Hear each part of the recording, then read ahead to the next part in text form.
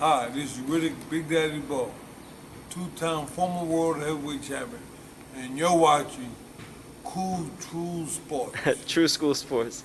True School Sports. There you go, champ. Thank you. Just shameless plug. Go down the comment section, all right? You'll see it, and go to the official True School Sports merch store to get yourself a hoodie like this or a tank top like this. It's great stuff. If you get one of these True School Sports shirts, I guarantee you, your success with women will quadruple, guaranteed.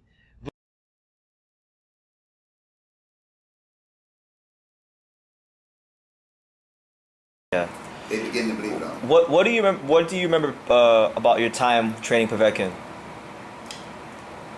Well, the time I was with Povetkin, you know, it's one thing I want to tell you about the Ukrainian and the Russian fighters. They're very, very hard workers. They're studious, and they're very kind. And most of all, they appreciate what you do for them. They really appreciate what you do, and they're determined to try to learn. They're very determined to try to learn. You don't have any problems with them running the streets and staying out all night and coming to the gym half doing this, you know, because Povetkin used to train hard, and then he would go get an ice bath, and then sometimes you go in this oxygen chamber, and all these different, everything to give him an edge, they would do. And I love the Olympic training camp there in Moscow. I love going there and working with them, and I had a fantastic time with the entire team, the entire Povetkin team. There's no dissension in the camp. He has sports doctors.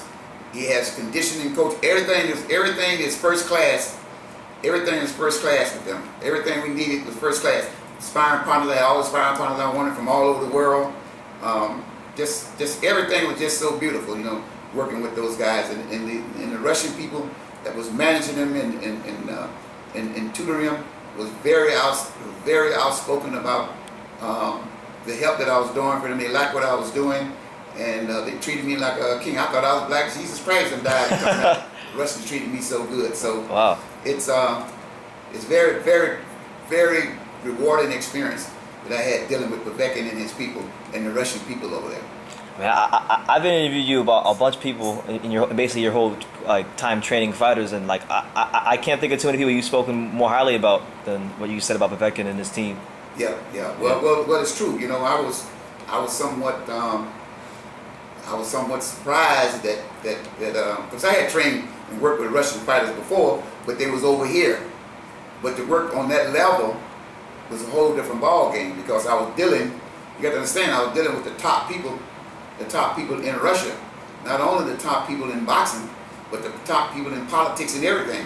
So the whole scenario was a mind-boggling and a life change for me. I mean, just like I say, they treated me. In fact, I was telling my friend Tom Joyner from the Tom Joyner Morning Show. I was telling him, we was talking a month ago in his house, and we was talking about the fighters, and we talked about Russia, the Russian fighters and the Russian people, and I was telling him that the Russian people, the people there in Russia treated me better than I ever been treated in my whole life. I mean, I really thought, I'm pinching myself saying, you know, am I Jesus or somebody? Am I black Jesus to come back here? But anyway, yeah, the people were very, very professional, and they treated me with a great deal of respect. You know, that, and so then I started thinking back in time, you know. I got a little education, not a whole lot of education. You know, I ain't got no master's, a doctor's degree. I got a couple minor degrees. I said, but one thing about it is this: I started thinking about what I read years ago, and I came up with Al Robeson. Al Robeson was a singer. Okay. And Al Robeson sang in 11 different languages. Okay, 11 is a black man. He's saying 11 different languages. And so when Al Robeson would go to Russia to perform, thousands and thousands of Russians would come out to his performance, and all of them have roses. They're throwing roses on the stage. And this black man now, they're throwing roses and things on the stage because they love this man's performance so well.